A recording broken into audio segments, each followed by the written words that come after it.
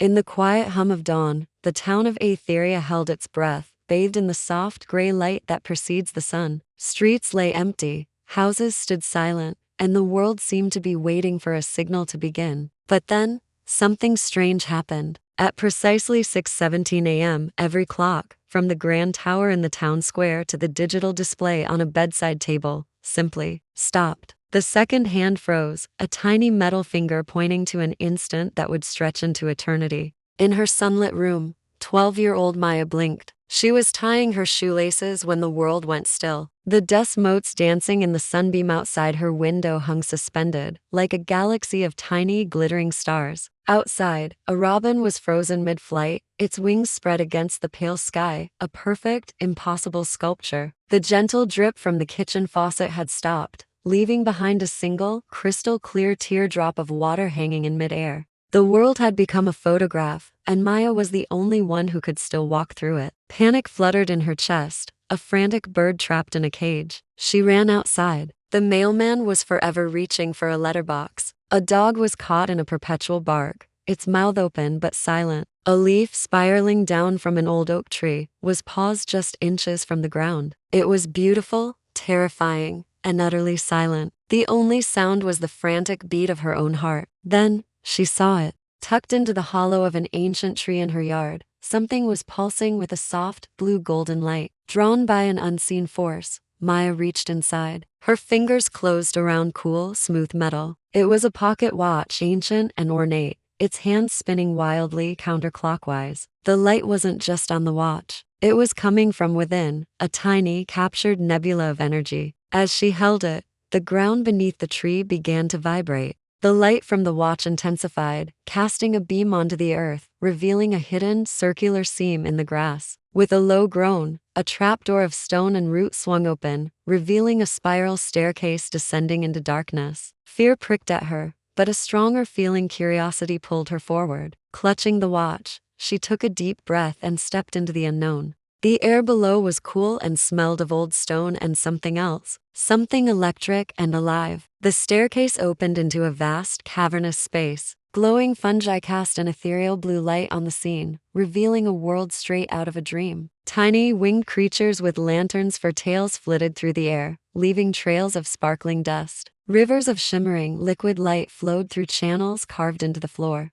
And in the center of it all, dominating the cavern, was a machine of impossible scale. It was a colossal contraption of brass, copper, and crystal. Gigantic gears, some as large as houses, stood silent and still. Crystalline conduits that should have been pulsing with energy were dark and fractured. It was a time machine, ancient and majestic, but it was broken. This was the heart of the world, the engine of time, and its heart had stopped beating. The pocket watch in her hand pulsed in rhythm with a faint hum coming from the machine's core. It was a key. It was a guide. As Maya approached, strange echoes whispered through the cavern, not in words, but in feelings, fleeting images of starlit skies and forgotten histories. Glowing symbols like the ones etched on the pocket watch materialized on the surfaces of the great gears, presenting her with riddles of logic and light. The first challenge was a series of interlocking rings that had to be aligned in a specific sequence. The symbols on the watch face offered clues, shifting and rearranging themselves as she worked. Her fingers, small and nimble, twisted dials and shifted levers that groaned with disuse. For a moment,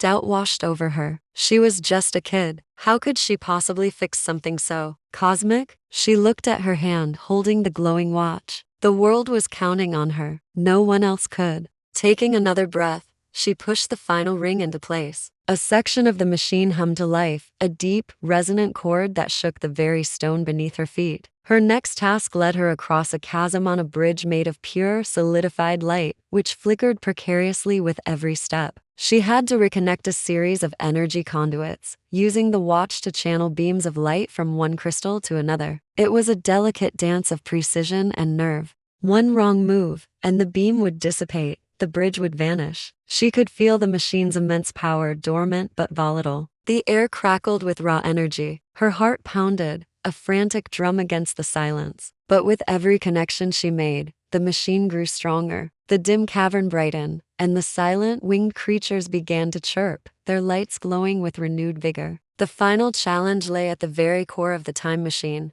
The main chronometer, a massive, multifaceted crystal, was fractured. Its light was weak and sputtering. To fix it, she had to venture inside the gearwork, a labyrinth of colossal moving parts that were slowly beginning to turn. The whispers grew louder, filled with warnings and shadows of failure. It was easy to imagine being lost or crushed within the colossal clockwork. She felt a tear slide down her cheek, a mix of fear and exhaustion. She missed the sound of the wind, the warmth of the sun, the simple, ordinary rhythm of her life. That was what she was fighting for. Her resolve hardened. She was not just a girl. She was the guardian of a single, precious moment, and she would not let it break. Climbing into the machine's heart, she found the fractured crystal. The pocket watch's light poured out, merging with the crystal's faint glow. Maya placed her hands on its cracked surface, pouring all her hope, courage, and determination into it. She pictured the sun rising, the birds singing, her mom calling her for breakfast. She pictured life. A brilliant, blinding flash of blue-golden light erupted from the crystal, throwing her back. The fracture lines sealed themselves, and a wave of pure temporal energy surged through the entire machine.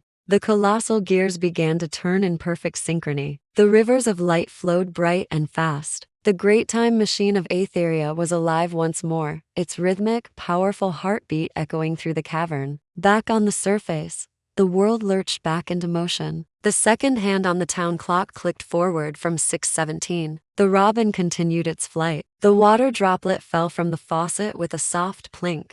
The mailman placed the letter in the box, and the dog's silent bark became a joyful yip. Time was flowing again. No one knew that it had ever stopped. No one knew of the cavern, the machine, or the brave girl who had saved them all. Maya stood in her yard as the first rays of the true sunrise warmed her face. The trapdoor was gone, leaving only grass. The world was exactly as it should be. It was loud and messy and wonderfully, beautifully normal. She looked down at her hand. The ancient pocket watch was no longer spinning wildly. Its hands were still, but a soft, gentle blue-golden light pulsed quietly from within, a secret only she knew. A promise of another adventure, waiting just beyond the next tick of the clock. Thanks for watching. If you enjoyed this journey, don't forget to like, subscribe, and turn on notifications for more adventures.